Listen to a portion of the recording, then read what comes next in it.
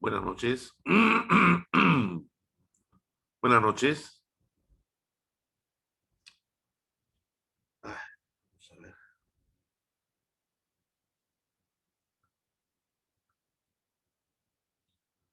Buenas noches.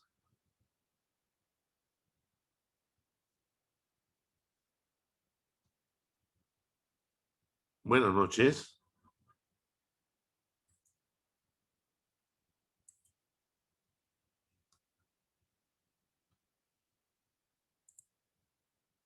Aló. Buenas noches.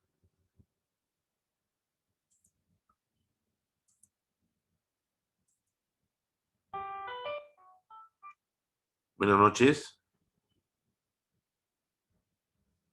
Buenas noches.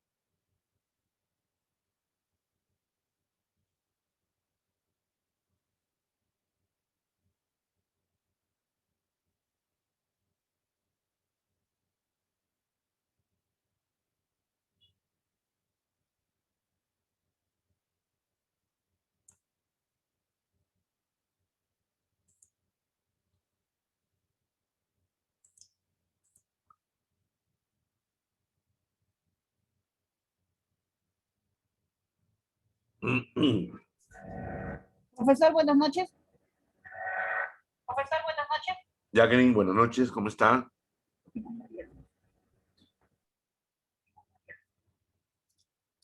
SoundWire free version.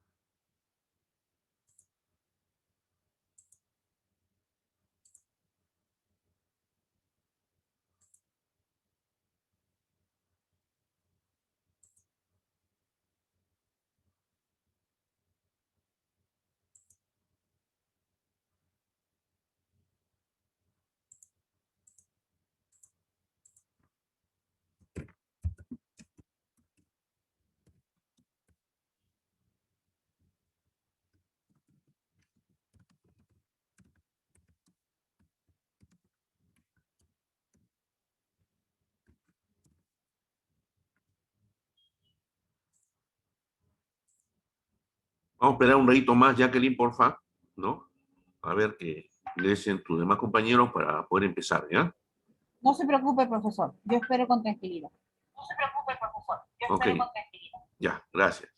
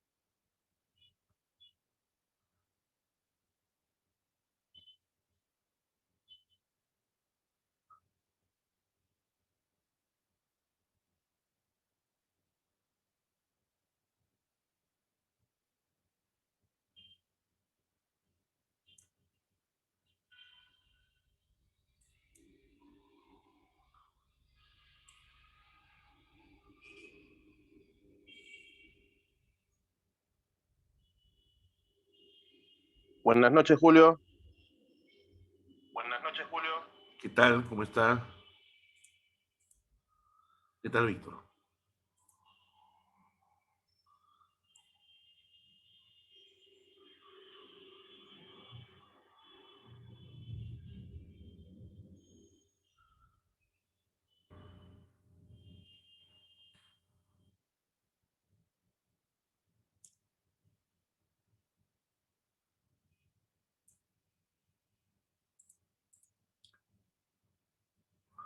Ok, vamos a empezar con la continuación de nuestro recurso de lectura.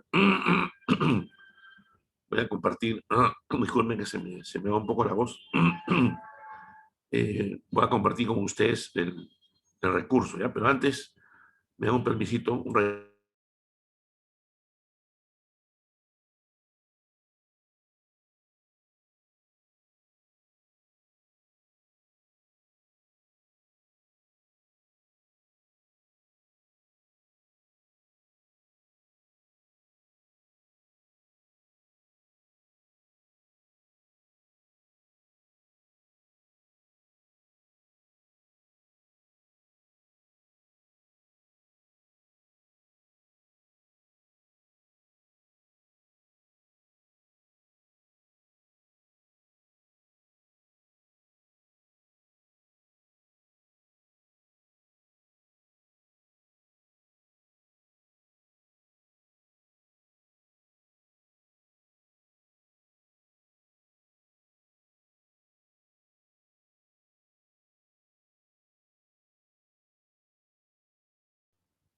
ya regresé. A ver.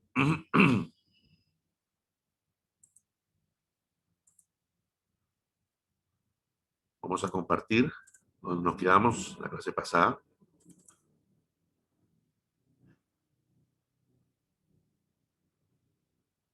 Les había explicado lo que era la prima neta,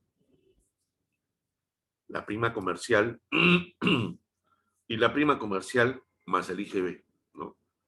Les indiqué también que para hallar lo que es la prima neta es solamente multiplicar la tasa neta, la tasa pura de riesgo, por la suma asegurada. Nos da la prima neta.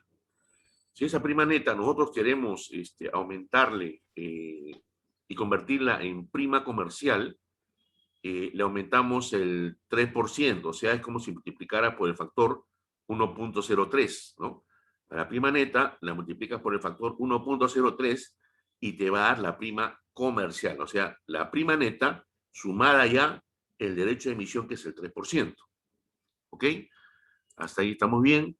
Y luego expliqué que la prima comercial más el IGB la ubicas o la obtienes multiplicando la prima neta por un factor, y este factor era el 1.2154.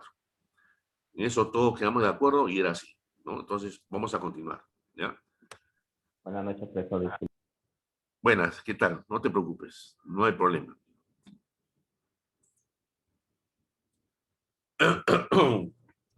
Antes de, perdón, antes de emitir una póliza hay propuestas, ¿no? Hay una especie de cotización del seguro, ¿no? Entonces, cuando recibe la póliza o la propuesta, ¿no? El asegurado tiene hasta 30 días para observar la póliza si su contenido difiere de la propuesta formulada, ¿no? De no observarla en ese plazo, se tiene por aceptada, ¿no? O sea, que el asegurado aceptó. A ver, en este caso, si el asegurado cuenta con un corredor de seguros, la labor del corredor de seguros es revisar esa póliza, hacer un control de calidad. Está bien escrita, tiene la dirección correcta, las direcciones de los locales son los correctos, los números de las placas o números de los motores o números de serie son los correctos, está bien escrito el apellido y los nombres del asegurado o de los empleados también que estuvieran asegurados, ¿no? ¿Por qué? Porque cualquier inconveniente que se presente en la póliza y no sea subsanado de manera oportuna, va a acarrear al momento de un siniestro un problema. Pues la compañía de seguros no va a indemnizar si es que los datos no son los correctos. Entonces, la labor del corredor de seguros es esta: hacer un control de calidad previo a la póliza antes de entregársela al asegurado. Acuérdense que como corredores de seguros nosotros tenemos máximo 10 días, hasta 10 días de recibir la póliza por parte de la compañía de seguros para hacérsela llegar, para revisarla y hacérsela llegar a nuestro cliente. Y el cliente tiene hasta 30 días para poder observar esta póliza si no la encontrara conforme, ¿no? Pero para eso estamos nosotros, los corredores, y tenemos que hacer esa labor, ¿no? Cualquier inconveniente que se encuentre, se le informa al cliente que la póliza ha sido mal emitida y le está mandando a corregir, ¿no? O de repente también se puede hacer la corrección si es solamente un tema de letra, ¿no? De datos, se puede hacer una corrección en cuanto a lo que es un endoso sin movimiento de prima, ¿no? Endoso de movimiento de prima lo genera una inclusión, una exclusión, ¿no? Pero cuando se trata de modificar de repente el nombre o las características, se puede hacer sobre la póliza emitida y con el fin de que el cliente de una vez reciba la póliza, se puede solicitar el endoso sin modificación de prima, ¿no? Un endoso de modificación sin cobro de prima. ¿Ok? Entonces, ya sabemos, el asegurado tiene hasta 30 días, el corredor tiene hasta 10 días para entregar la póliza a su cliente. Y el cliente tiene hasta 30 días para revisarla, ¿ya?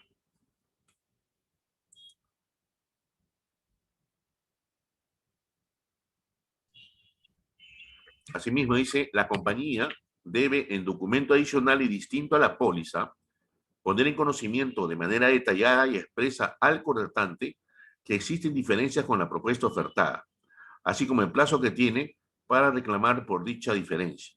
Frente a diferencias entre la póliza y publicidad, prevalecen las condiciones más favorables al asegurado. Esto era o va en relación con lo que es las propagandas que no guardan relación con la realidad, ¿no? Entonces, la publicidad que sueltan a veces lo hacen con el fin de vender más, ¿no? Entonces, cuando ocurren esas incongruencias, prevalece las condiciones que sean más favorables al asegurado. Y eso está indicado en la ley de contrato de seguros, que es la ley número 29946. Acuérdense siempre ese número de ley, en la ley de contrato de seguros.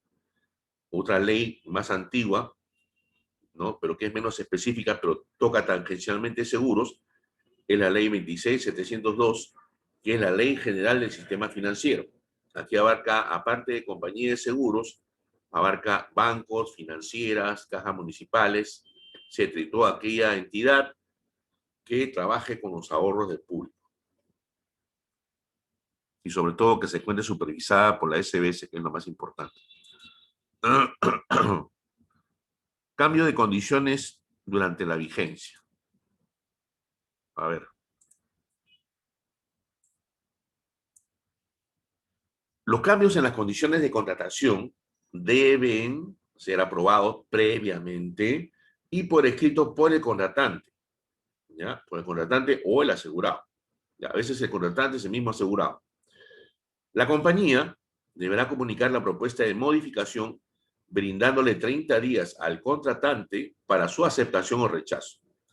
En caso de rechazo de la propuesta, el contrato deberá seguir rigiéndose en las condiciones que fueron pactadas, o sea, en las condiciones originales, antes de que la compañía de seguros pretenda efectuar cualquier tipo de modificación, ¿ya? O sea que nadie, mejor dicho, ninguna compañía de seguros puede modificar de manera arbitraria las condiciones de una póliza durante su vigencia, ¿ok? Estas solamente se pueden modificar al momento de la renovación. Continuemos, estimados. ¿Cuáles son los entregables? ¿No? Porque en verdad, cuando un corredor de seguros vende una póliza, vende una promesa de pago y papeles, ¿no? Papeles que quizás en ese momento no signifiquen nada para el asegurado, ¿no? Pero el documento entregable que entrega la compañía de seguros al asegurado contratante son las mismas declaraciones que han sido formuladas y que han sido llenadas por el mismo asegurado, los informes de inspección de riesgo que se ha efectuado y la póliza con una adicional, ¿no?, a la emitida a favor del cliente, ¿no? La compañía podrá establecer el pago de una tasa por los gastos para la entrega de dichos documentos. La venta del seguro, ¿no?, es una venta especial, ya que no se trata que estamos vendiendo acá activos, ¿no? Estamos vendiendo un servicio, ¿ya? Un servicio. No estamos vendiendo bienes, ¿no?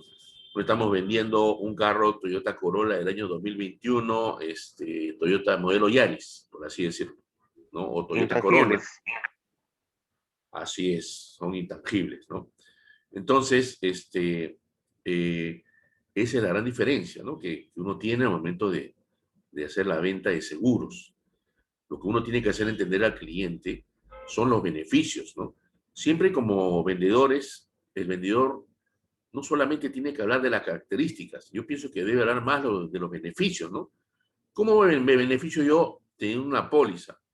Me beneficio porque estoy transfiriendo un riesgo. El día que ese riesgo se haga presente, ¿no?, o se concrete, de acuerdo a lo que está convenido en la póliza, la compañía de seguros me va a pagar. Entonces yo tengo esa tranquilidad que no me va a causar un perjuicio económico. Yo voy a estar cubierto por esa póliza. Es cierto, a veces pueden pasar 1, 2, 3, 4, 5 vigencias y no usaste el seguro, pero tuviste la protección, tuviste la tranquilidad, ¿no? Eso es lo que hay que hacer entender a veces a la gente, ¿no? Acá, como ya les he explicado, estimados alumnos, no tenemos una cultura de seguros, ¿no? Entonces, tú pagas por algo y quieres recibir inmediatamente el beneficio, pero no es así. Los japoneses, cuando invierten en un negocio, ¿no?, ellos saben perfectamente que tienen un estimado de entre 3 a 5 años que podrían estar perdiendo, ¿no? Pero saben que el éxito no viene de la noche a la mañana, ¿no? Hay que establecerse, hay que hacerse conocido en el mercado, hay que empezar a conocer el negocio. Entonces, cuando tú vendes una póliza, hay que explicarle al cliente, ¿no? Si es que no ha tenido nunca una póliza, puede ocurrir esto, pero lo que tú estás pagando te va a proteger durante toda la vigencia de la póliza. Normalmente las pólizas son anuales, te va a permitir tener esa protección, ¿no? Imagínate si no tuvieras la póliza, ¿no?, y no estás comprando tu seguro de vida, te mueres y cómo queda tu familia, que no tengas un seguro de salud, te da el COVID y cómo te atiendes, ¿no? ¿Cómo hace tu familia para poderte atender a ti, que eres el pater family, ¿no?, el cabeza de familia, que es quien tiene que ver el sustento de tu familia? Te mueres tú, ¿cómo queda tu esposa, tus hijos, ¿no? Son cosas que uno tiene que ponerse a pensar, ¿no? Yo no me voy a cansar de repetir, y siempre lo digo, que aquellas personas que toman los seguros de vida, y no es para hacer una propaganda, ¿no?, sino aquellos que piensan en su familia, cómo quedaría si es que ellos faltaran o no estuvieran presentes, al tomar una póliza de vida, sea cual fuera su denominación, porque hay varias, hay inclusive con componentes de ahorro y otras que te pagan solamente cuando muere el asegurado, o sea que el asegurado no se beneficia, son los beneficiarios los que reciben ¿no?, los beneficios de la cobertura. Eso se llama un acto de amor, ¿no? Es un acto de amor y desprendimiento hacia tus seres queridos, porque te preocupas en no dejarlos en el abandono, ¿no? Vas a dejarlos de repente con una protección que le va a permitir poder vivir, ¿no?, con un nivel de vida adecuado como tú lo mantenías en vida, ¿no? Entonces, esas son cosas que uno tiene que explicar a los clientes y decirles, ¿no? Igual también cuando hay un seguro de incendio, de robo, ¿no?, comentarle los beneficios, no las características, los beneficios, ¿no? ¿Cuál es el principal beneficio? La tranquilidad económica, que no vas a tener un desmedro en tu situación financiera. ¿Por qué? Porque la compañía de seguros te va a pagar. Es cierto, hay un tiempo de demora, hay que presentar los documentos. Las compañías de seguros a veces se demoran en liquidar siniestros de incendio y de robo en menos de quizás un mes aproximadamente, ¿no? Pero esa es la demora normal. Pero a veces los peruanos piensan pues que pasa 1 año, 2 años, 3 años, y ya tienen derecho pues a que les reiteren algo, ¿no? Y al contrario, han estado protegidos. Y qué bueno que no les haya pasado nada, ¿no? Qué bueno que no hayan tenido ningún siniestro. Por lo tanto, ni siquiera han tenido que pagar un deducible o franquicia, ¿no? De acuerdo a lo que indique la póliza. Entonces, el mejor argumento creo que tiene un vendedor de seguros es primeramente averiguar a quién estás visitando, ¿no? Y empezar a ver cuáles son sus necesidades en todo aspecto, ¿eh? En el aspecto financiero, en el aspecto sentimental, en el aspecto familiar, en el aspecto de trabajo, ¿no? Tienes que prospectar en todo. Y para llegar a entablar una buena relación con un cliente, es bueno siempre haber sido referido, ¿no? Es muy diferente el trato que se recibe cuando tú llegas a un cliente y le dices, vengo de parte de fulano de tal, a que tú lo llames por teléfono y le digas, señor, soy el vendedor de tal seguro, o quiero hablar de ustedes seguros, si usted me puede separar una cita, a la persona esta no le va a parecer interesante, ¿no? Porque no tiene, no, lamentablemente acá no hay una difusión sobre el tema de los seguros, no hay una cultura de difusión de seguros, ¿ok? La cobertura provisional. Este es un documento que solo le emite la compañía de seguros, ¿no? Esta nota de cobertura provisional normalmente puede ser por 30 días, ¿no? Pero también se pueden extender, ¿no? Dependiendo a veces de la dificultad en la emisión de la póliza, ¿ya? A veces se puede extender 15 días, de repente 30 días más. Si hubiera algún tipo de demora, de repente en la inspección del riesgo o otras variables que estén incidiendo en que existe esta demora, entonces a veces los asegurados que necesitan quizás un apalancamiento financiero, ¿no? De repente para poder sacar alguna maquinaria, les pide que tenga seguro esa maquinaria, entonces pueden pedir una cobertura provisional, ¿ya? Pueden pedir esa cobertura provisional en donde obviamente la cesión de derechos va a estar a favor de la financiera o el banco que esté apalancando ese bien, ¿no? Que uno está comprando. Esta nota de cobertura provisional, ¿no? Está sujeta a las mismas condiciones, ¿no? Coberturas y exclusiones que serían previstas en la póliza, ¿no? Salvo que se pacte en contrario. De no especificarse las condiciones de la cobertura provisional, se sujetará a las condiciones del modelo de la póliza registrada en la SBS correspondiente al mismo ramo, cobertura, modalidad y tipo de riesgo, ¿ya? El derecho de arrepentimiento. Este derecho antes no figuraba en las pólizas, ¿no? En este caso, para las pólizas contratadas, ¿no? En la oferta de seguros, fuera de locales comerciales de las compañías o a través de promotores. Perdón. El tomador de seguro puede resolver el contrato sin expresión de causa dentro de los 15 días de recibida la póliza o la nota de cobertura provisional. Y si hubiera efectuado a un tipo de pago, se le devolverá la prima pagada. O sea, tiene ese derecho. Pero a los 15 días, ese derecho caduca, ¿ya? Se deberá entregar información por escrito al potencial tomador de seguros sobre ese derecho, ¿no? El derecho de arrepentimiento.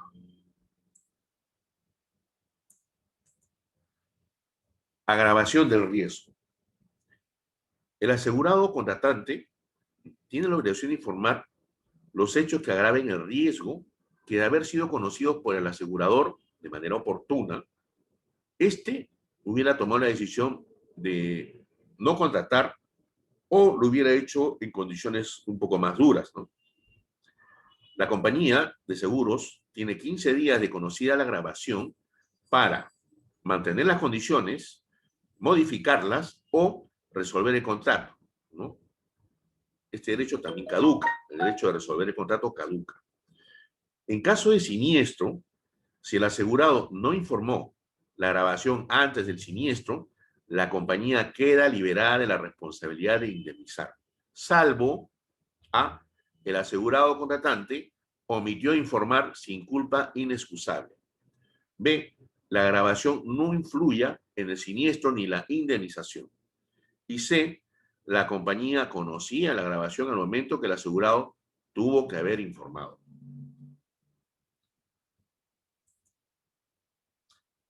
El aviso del siniestro. Esa es una parte también neurálgica en las partes de inicio de atención o de reporte de los siniestros, dado que todos los seguros, ¿no? Tienen diferentes tipos o diferentes tiempos de aviso, ¿no? En los seguros patrimoniales tenemos hasta 3 días, ¿no? El seguro de incendio, de robo, tienes hasta 3 días. En los seguros personales, que son seguros de vida, ¿no? De accidentes personales, seguro de salud, tenemos hasta 7 días, ¿ya? Y en vehículos y transporte, debe ser en el más breve plazo posible. Se tiene que avisar el siniestro. Ahora, nosotros sabemos que las compañías de seguros, todas, actualmente sin excepción, están dando una atención 24/7 las 365 días del año, ¿no? Tienen un call center, ¿no? Para reportar siniestros. Basta con la llamada telefónica, identificación de la póliza y el bien siniestrado o la persona que se ha lesionado para que quede registrado el siniestro. Pero eso, aparte, hay compromiso en cada ramo de presentar cierto tipo de documentos, ¿no? En casi la mayoría hay que presentar documentos policiales, si se trata de robo, si se trata de incendio. En incendio no solamente interviene la policía, sino también interviene seguridad del Estado, para ver si es que el incendio fue de manera fortuita o fue ocasionado por mano ajena, ¿no? Alguien tuvo la intención de provocar ese incendio. Ahora ustedes me preguntarán, ¿por qué en vehículos y transportes se tiene que hacer a la brevedad? Porque en el seguro vehicular y en el seguro de transportes, el chofer tiene que efectuar una denuncia policial, ¿ya? Ahora también lo hacen por el call center, ¿no? Y va a un procurador, ese sí es un procurador que va al lugar del siniestro y indica si es que después de hacer un análisis, después de ver los daños y tomar fotos y levantar la información, si es que ese siniestro tiene que pasar por la denuncia policial. Normalmente son aquellos siniestros donde hay terceros, donde no se ponen de acuerdo y donde hay lesiones, ya sea por atropello y como hay mucha mayor razón, por muerte. Si se trata de un siniestro vehicular, un choque, un raspón en un estacionamiento, va el procurador, levanta la información y verifica, pues ve todos los daños ahí, ve los residuos que están caídos en el piso y corrobora que el evento ha sido tal cual lo está presentando el asegurado. Esa es la facilidad que se tiene en los seguros vehiculares, ¿no? Para poder efectuar ese tipo de reportes. En cambio, en los seguros de transporte, sí necesariamente el chofer que lleva una carga de transporte, ¿no? Y está amparado bajo su póliza de transporte de mercadería, tiene que efectuar la denuncia policial, ¿no? Y someterse a todo el trámite policial. Sabemos que en lo que es denuncia por accidentes de tránsito, de personas a la comisaría, hacen la denuncia, te toman o te mandan a pasar el dosaje etílico, ¿no? En un nosocomio, de ahí regresas y te dan 2 oficios, ¿no? Un oficio para que tu carro pase el peritaje técnico de daños y después de ese peritaje te apersones a la comisaría con el otro oficio que es para que tú rindas tu manifestación, ¿ya? Esos son los trámites policiales que se tienen que hacer. Salvo que pidan que se haga una inspección vehicular, una inspección ocular en el lugar del siniestro, de tratarse de casos de muerte, ¿no?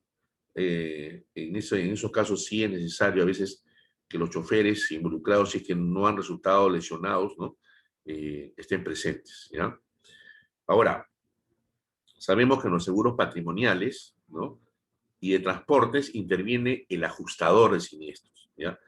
El ajustador de siniestros no es ese que va a los talleres. En el seguro vehicular hay un perito técnico que va a los talleres a hacer el ajuste de los presupuestos. Ese no es el ajustador. El ajustador de seguros patrimoniales y de transportes es aquel que tiene un registro de la SBS, está autorizado. Así como los corredores de seguros tienen su registro, ese ajustador tiene su registro, ¿no? Y está autorizado por la SBS para fungir de tal. Y está dentro de una terna que nombran las compañías de seguros, ¿no? Por ejemplo, en un seguro de robo, hay una terna en la póliza de robo donde figuran de repente 4 o 5 ajustadores para que en caso de siniestro el asegurado pueda nombrar a cualquiera de ellos, ¿ya? Solamente uno de ellos se va a hacer cargo del análisis del siniestro y la determinación de si procede o no la cobertura y cuál sería el monto que se tiene que indemnizar. La labor del ajustador de siniestros es una labor, como se darán cuenta, sumamente importante, ¿no? No podrá ser designado ajustador quien esté vinculado o tuviera interés o sea familia de contratante, asegurado o corredor de seguros. O sea, no puede haber conflicto de intereses. Tanto la aseguradora como el ajustador designado, dentro del plazo de 3 días, pueden solicitar ampliación de plazo ante la SBS. Si ven que el siniestro está un poco complicado, pueden hacerlo, ¿ya? Pero en todo el tiempo que yo he venido trabajando, no he visto que hayan pedido ampliaciones, ¿no? De verdad nunca he visto. El informe de ajuste no es vinculable para las partes y debe ser entregado simultáneamente al asegurado y a la aseguradora. Esto quiere decir que el informe del ajustador, su informe final, donde determina ya con lo que se debe indemnizar, ya descontado el deducible o la franquicia, ¿no? Este informe no obliga a las partes, no lo obliga ni al asegurado ni al asegurador a que sea aceptado, en caso de que cualquiera de ellos lo encuentre o no lo encuentre conforme, ¿no? Entonces puede pedir que otro ajustador, ¿no? O haga una revisión o cambie de ajustador o finalmente se pide un arbitraje, ¿no? Se pide un arbitraje para que pueda dirimir este hecho, ¿no? Si a pesar de ello no se llegan a poner de acuerdo, ¿no? El asegurado tiene la libertad de poder acudir a los tribunales, ¿ya? En caso de rechazo del siniestro, ello debe ser comunicado por escrito al asegurado con copia al corredor de seguros, ¿ya? Siempre tiene que ser así.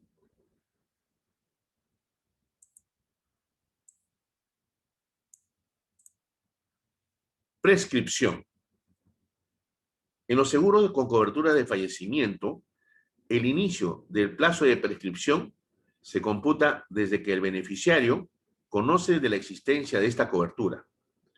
Las acciones fundadas en el contrato de seguro prescriben a los 10 años de ocurrido el siniestro. En los seguros con coberturas de fallecimiento, el inicio del plazo de prescripción se computa desde que el beneficiario conoce de la existencia de esta cobertura. A veces suele suceder ello, ¿no? Antiguamente había personas que tomaban su póliza de vida y no solo comunicaban a su señora o a sus hijos, ¿no? Entonces, ¿qué pasaba? De que por ahí encontraban un documento y recién la familia se enteraba después de 1 año o 2 años, ¿no? Que el padre de familia había comprado una póliza de vida y recién se apersonaban a la compañía de seguro. Es lo que quiere decir esto, ¿no? Ellos apenas recién tomen conocimiento del evento o del hecho o de la existencia de la póliza, mejor dicho, es que recién se pueden acercar y a partir de ahí se le empiezan a computar los 10 años, ¿ya? Los 10 años que tienen de plazo para que este seguro prescriba, ¿no?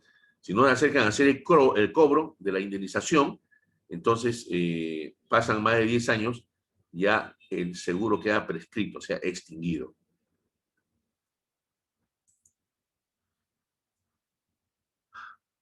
Hay unas resoluciones de la SBS que están referidas a los contratos de seguro, ¿no? En el recurso de lectura ustedes lo van a encontrar en una página, no tengo ahorita el número, pero es lo mismo que les he puesto acá, ¿no? Hay resoluciones que son normas aplicables a los seguros de salud, ¿no? Hay un reglamento para la gestión y el pago de siniestros. Hay un reglamento para el uso de pólizas de seguro electrónicas. Hay un reglamento de transparencia de información y contratación de seguros. Hay un reglamento de pago de primas de póliza de seguros. Hay un reglamento de registro de modelos de póliza de seguro y notas técnicas, reglamento de comercialización de productos de seguros y modifica reglamento de registro de modelos de pólizas, ¿no? Hace un rato estábamos hablando de la póliza que se contrata a veces y no se informa a la familia. En la página de la SBS hay una opción en donde se puede ingresar con el número de DNI, si es que mal no recuerdo, y hacer una búsqueda de la persona fallecida para ver si es que contaba con algún tipo de seguro en el sistema, ¿ya? Y eso se tiene que hacer la verificación, se hace que una solicitud y se envía con todos los datos indicando o el sustento de que uno es el heredero legal, ¿no? Y puede hacer reclamo ante la SBS. La SBS buscará, revisará y luego contestará indicando sí, tenía su póliza de vida, tenía otra póliza de accidentes personales, etcétera, ¿ya? Nociones fundamentales del derecho aplicado a seguros. Etimológicamente, la palabra derecho, ¿no?, significa la manera o forma habitual de cómo se guía, se conduce o gobierna, ¿no? Y a la palabra justicia se le atribuyen diversos orígenes como gobernar, ordenar, mandar, proteger y unir. A través de estas fuentes se destaca un concepto común: gobernar, ordenar, mandar, dirigir, que también podemos trasladar en ayudar a proteger, puesto que tal es el fin del gobierno del mandato. Además, gobierno significa orden, que vincula la voluntad de quien obedece a la del que manda, de allí la última etimología señalada. De este modo, se destaca como significado de la palabra derecho la idea de rectitud en la conducta humana por su sometimiento a normas o a leyes. Podría definirse entonces el derecho como la regulación de la vida social del hombre para alcanzar la justicia.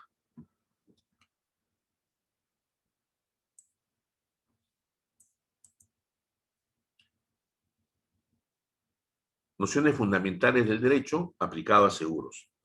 El derecho como moral, la ciencia, el arte, la técnica, la religiosidad, pertenece al mundo del hombre.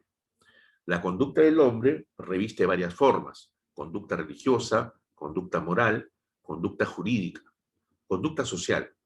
Estas diversas formas de la actividad consciente y libre se encauzan por otras tantas clases de normas religiosas, morales, jurídicas, sociales, ¿no? Es así que el derecho también se entiende como un conjunto de normas jurídicas. Su fin es buscar el cumplimiento de algo. A diferencia de las normas sociales o morales, tienen un elemento diferencial: la coacción. Derecho y norma se presentan como dos conceptos inseparables. El derecho es un sistema de normas y la norma el modo como se concibe y expresa el derecho. Por otro lado, las disciplinas jurídicas estudian el sentido y campo de acción de las normas. De aquí se desprende la importancia del problema. ¿Ok? Voy a cerrar este primer recurso y voy a abrir el siguiente. Un ratito, por favor.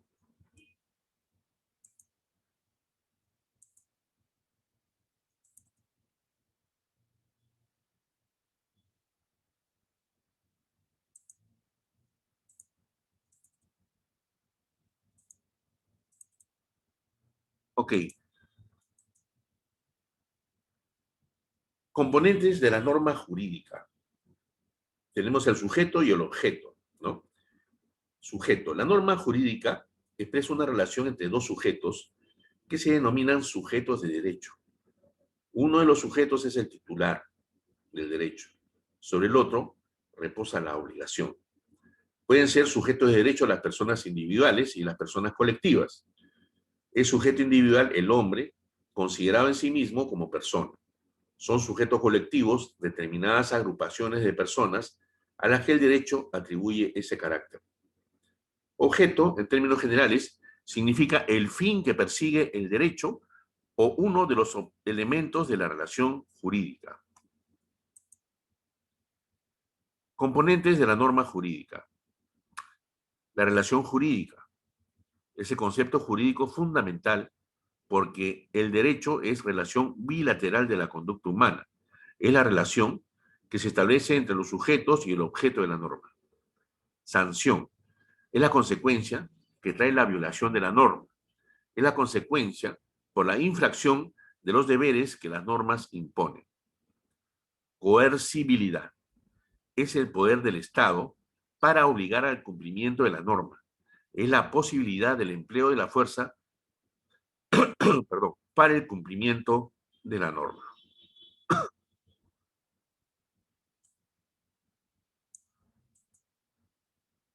Derecho público y derecho privado.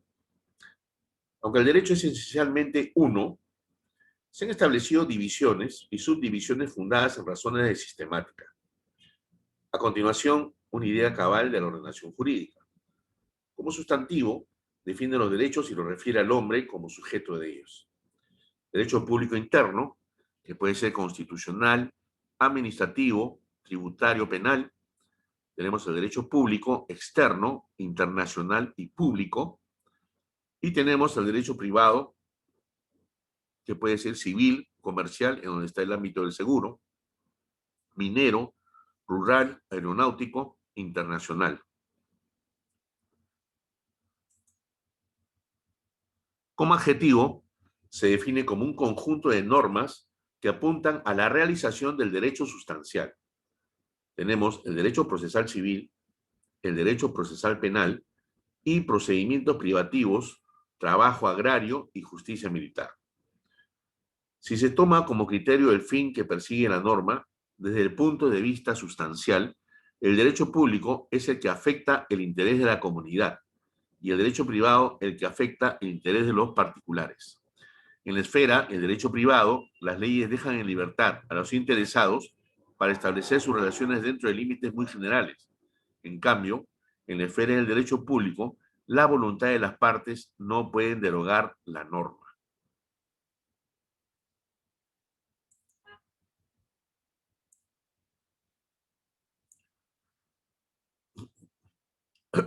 Fuentes del derecho. Es todo elemento jurídico que nos sirve para su conocimiento y aplicación, y en el presente caso, para el derecho de seguros, las fuentes son derecho escrito. Pues tenemos las leyes, los decretos supremos, decretos leyes, resoluciones, etc. La costumbre, que es la reiteración de un mismo acto, ¿no? La jurisprudencia está contenida por los fallos de los tribunales. La jurisprudencia tiene en todos los países del mundo la fuerza de ley, pero tiene que ser uniforme.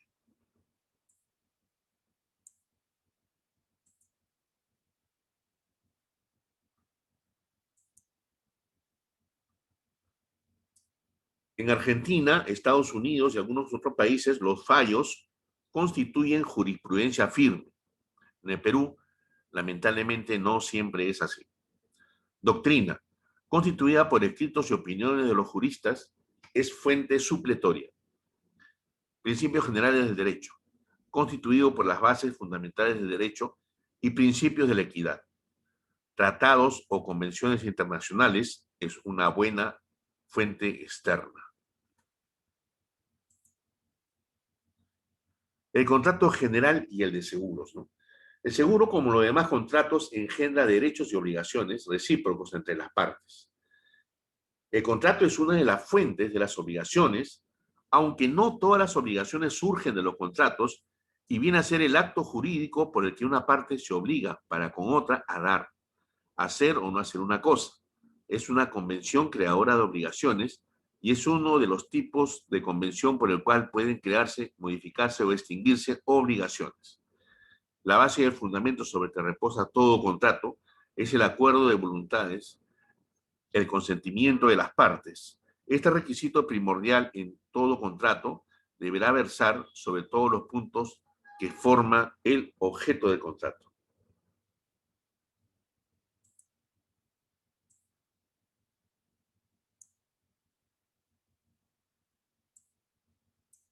Ay, perdón.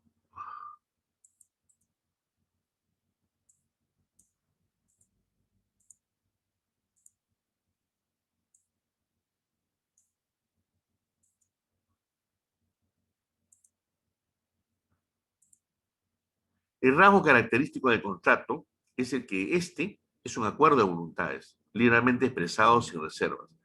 La autonomía de la voluntad es la libre facultad de los particulares para celebrar cualquier contrato determinando su contenido, su duración. Sus efectos, las partes tienen la más franca libertad de pactar a lo que convengan sus intereses, sin más limitaciones que la que alcanza a todo acto jurídico. La ley solo se aplica en el silencio del contrato.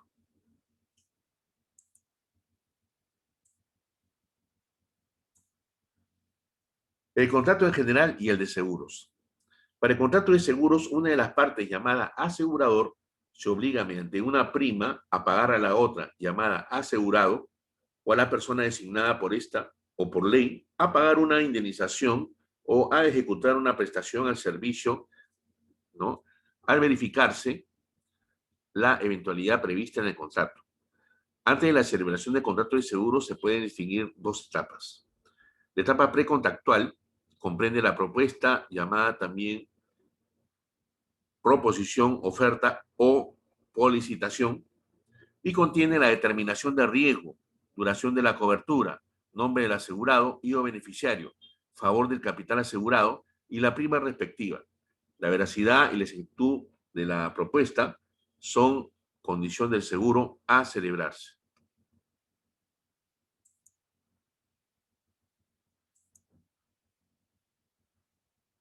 La etapa de aceptación. Esta etapa se llama de perfeccionamiento, ¿no? Al emitirse la póliza por el asegurado, sin embargo, hay que tener presente lo que indica nuestro país, la ley de contrato de seguro, que en su artículo 4 dice: el contrato de seguro queda celebrado por el consentimiento de las partes, aunque no se haya emitido la póliza ni efectuado el pago de la prima. No afecta el carácter consensual del contrato puesto a nivel de marco. Perdón. No afecta el carácter consensual del contrato posponer el inicio de la cobertura de pago. Disculpen el error. Hay casos en que antes de que la propuesta sea aceptada, el ofertante puede necesitar urgentemente de la cobertura, como ya les expliqué, en caso de transportes, incendio o robo. La dificultad queda obviada emitiéndose una cobertura provisional, lo que también se llama seguro preventivo. Soundwire, free version. ¿Cuáles son las características del contrato de seguros? El contrato de seguro tiene las siguientes características. Es bilateral, ¿no? Porque se generan obligaciones para dos partes, ¿no? El asegurador y el asegurado. Bilateral. Para el asegurado más jurídicamente, para el asegurador más jurídicamente, para el asegurado la de pagar la prima, fuera de otras que los expositores denominan cargas, y para el asegurador la de asumir el riesgo y consecuentemente pagar la indemnización si llegara a producirse el evento que la condiciona. Es oneroso en cuanto a cada una de las partes se grava en beneficio de la otra, ¿no? No constituye liberalidad ni el pago de la prima ni el de la indemnización llegado el caso. O sea, la obligación del asegurado es pagar la prima. O sea, al pagar la prima está haciendo un gasto, ¿no? Es una parte onerosa. La compañía de seguros, al indemnizar un siniestro, también está efectuando un gasto y es una parte onerosa de la compañía de seguros. ¿Ok?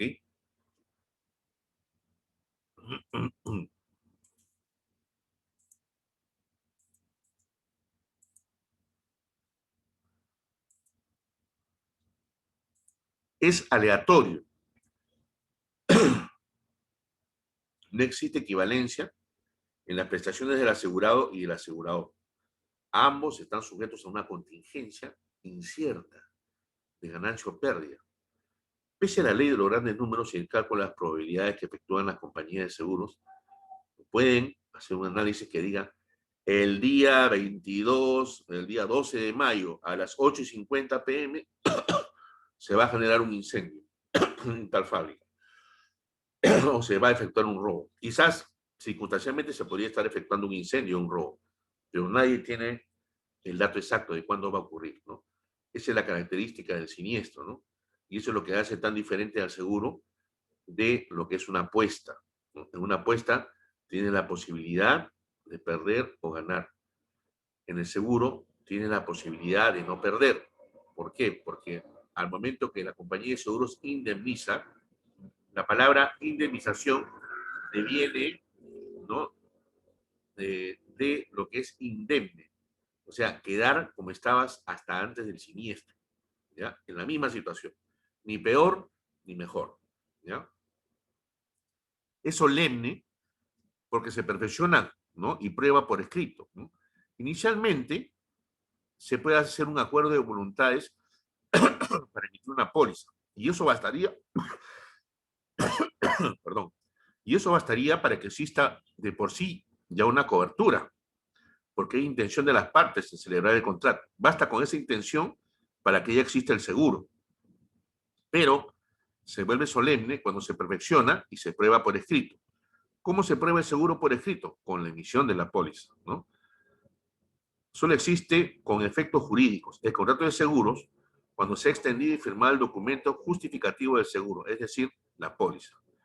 La resolución SBS 3199 del 2013 establece que la póliza es el documento que formalice el consentimiento del contrato de seguro.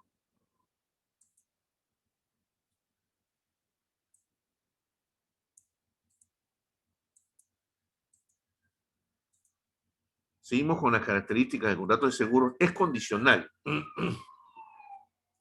porque el plazo de la indemnización está subordinado a la condición de la realización del siniestro.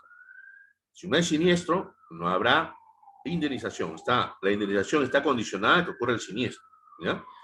La condición es un hecho futuro e incierto que suspende o resuelve la eficacia del contrato. Es de adhesión. En cuanto a que habitualmente no es dable al asegurado discutir sus condiciones libremente. O sea, ¿quién emite las condiciones del contrato de la póliza? Emite las compañías de seguros. Quienes se adhieren a esos contratos son los asegurados o contratantes, ¿ya? Por eso se dice que es de adhesión. No es que las condiciones se discutan, ¿no? Se resuelvan en varias reuniones, ¿no? La compañía de seguros, que es el experto, realiza la póliza, emite las condiciones particulares, generales, pone los deducibles, dice qué prima tienes que pagar, ¿no? Especiales. Así es, las condiciones especiales, todo lo que viene relacionado a la póliza, ¿no? Entonces, la compañía de seguros es quien tiene la sartén por el mango porque son los especialistas. Por eso siempre es importante que un asegurado que va a efectuar la contratación de una póliza sea siempre asesorado por un corredor de seguros, ¿ya? ¿Con qué fin? Con el fin de evitar la asimetría de la información. ¿Por qué? Porque quien tiene todo el conocimiento es la compañía de seguros y no es el asegurado. Entonces, quien es como un embudito, ¿no? La parte amplia la tiene la compañía de seguros y el pico del embudo es hacia el asegurado. Por eso siempre es importante que todo asegurado tenga su corredor de seguros para que lo defienda. Vuelvo a repetir, el corredor de seguros es como el pare en el cual uno se va a confesar, ¿no? Le dice todo lo que tiene, le das la confianza, tienes que generar un vínculo de confianza con tu cliente para que él te pueda decir cuáles son los riesgos a los cuales él teme estar expuesto o cuáles son los cuales tú estás viendo que está expuesto, ¿no? Después de tener una reunión con él. El corredor de seguros se torna inclusive no solamente en corredor de seguros, se torna en un asesor financiero, ¿no? Porque ya le estás viendo, oye, mira, tú, tu familia se puede quedar desamparada, ¿no? Nadie más va a trabajar, tú eres el que conoce todo el know-how de tu negocio, ninguno de tus hijos ha querido seguir tu propio negocio, ni tu señora tampoco conoce quién va a manejar esto, cómo se va a mantener tu familia, se van a ir a la bancarrota porque no saben cómo administrar. Entonces, ese tipo de asesoramiento es para hacer pensar a los clientes, ¿ya? Es de ejecución continuada o de tracto sucesivo, ¿no? Como suelen denominar los expositores de derecho civil a aquellos contratos cuya ejecución no es instantánea, ¿no? Las obligaciones se van desenvolviendo continuamente en el tiempo, ¿no? Desde el perfeccionamiento del contrato hasta su terminación por cualquier causa, ¿no? En una póliza hay una etapa de propuesta, hay una aceptación, hay una etapa de la emisión, se entrega en la póliza, hay que revisarla, se acepta, ¿no? Y se espera hasta el término de la vigencia, durante ese lapso del inicio hasta el fin de la vigencia, si es que ocurriera un siniestro. Si ocurre un siniestro, la compañía de seguros tiene que indemnizar, siempre y cuando el siniestro esté amparado o esté dentro de las coberturas que se indican en la póliza, ¿ya? Por eso que se dice de ejecución continuada o de tracto sucesivo. Durante todo la vigencia puede ocurrir ello, ¿no? Y al final llega el fin de la vigencia y obviamente ahí termina la vigencia de esa póliza, ¿ya? Puede ocurrir que puede suceder que no ocurre el siniestro o que ocurre en esa vigencia. No se sabe en qué momento va a pasar el siniestro, ni cuándo, ni qué hora, ni qué día, ni cuál va a ser, ¿no? La parte de la magnitud, hablando de dinero, ¿no? Si va a ser una pérdida parcial o va a ser una pérdida total, ¿ok? Y es a plazo porque siempre se fija una duración. Normalmente los seguros, la mayoría tiene un seguro anual, ¿no? Sin embargo, hay cierto tipo de seguros que pueden tener algún tipo de tiempo diferente, ¿no? De repente podemos hablar de los seguros de construcción o de montaje, ¿no? Que la vigencia se basa en el periodo de las obras que se va a llevar a cabo, ¿no? De repente una obra puede durar, no sé, pues 2 años, 1 año y 6 meses, ¿no? Dependiendo, ¿no? Lo que indique el contrato de la obra es lo que va a mandar, va a ser lo mismo que va a estar representado en la póliza, ¿no? La vigencia desde que se inicia la construcción hasta que finaliza con la entrega, ¿no? Del bien construido o del edificio construido al asegurado.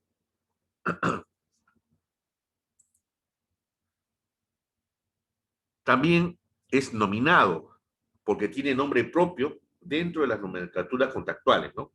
Una póliza, ¿no?, que se emite a nombre de Jacqueline Cueto no puede servirle a Giancarlo León, ¿no? Porque tiene nombre propio, tiene apellido, inclusive. Igual también las empresas tienen sus razones sociales, ¿no? Es contrato de buena fe. Como ya se lo vengo repitiendo hasta el cansancio, es cierto que todos los contratos deben cumplirse conforme a la común intención de las partes, ¿no? Y ejecutarse con arreglo a las normas de buena fe. Pero en este contrato, por su especial naturaleza, se exige que los vacíos, oscuridades, puntos ambiguos, imprecisiones, etcétera, se interpreten de acuerdo con la equidad, ¿no? Es decir, que las resoluciones deben inspirarse más en los sentimientos del orden ético que en los fríos razonamientos de la letra contractual.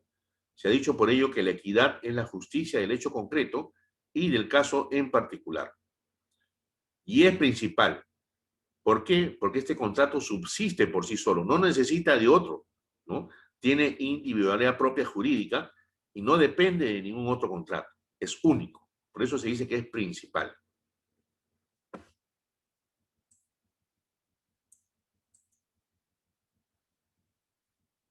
Elementos materiales del contrato de seguros. Vamos a ver. Son 3 en verdad, ¿no? El riesgo, la prima y el interés asegurable, ¿no? O interés asegurado. El riesgo en el seguro, ¿no? Es el primer elemento que cabe destacar, ya que es fundamental en un contrato de seguro. El riesgo es la posibilidad de que ocurra un hecho dañino que modifique nuestro patrimonio y debe tener unas características básicas, ¿no? Debe ser futuro, posible y fortuito, es decir, que sea casual y que no esté previsto. Que sea concreto y lícito. Concreto porque debe existir y ser real. Ejemplo, un automóvil, un edificio, un animal, son cosas y seres concretos. Lícito porque debe estar permitido por la ley o amparado por ella, o es conforme a la moral, a la razón, o con lo que se considera justo o razonable. Que sea incierto, es decir, no sabemos si va a ocurrir, y si ocurre, que no se conozca la fecha en que va a tener lugar, no puede depender de la voluntad de la persona asegurada. Y además que suponga una merma económica para el asegurado. Bueno, estimados, estamos llegando al final. Espero que esta parte haya sido comprendida. ¿Hay algo que quieran que en la siguiente clase lo repita o todo estuvo claro hasta el momento?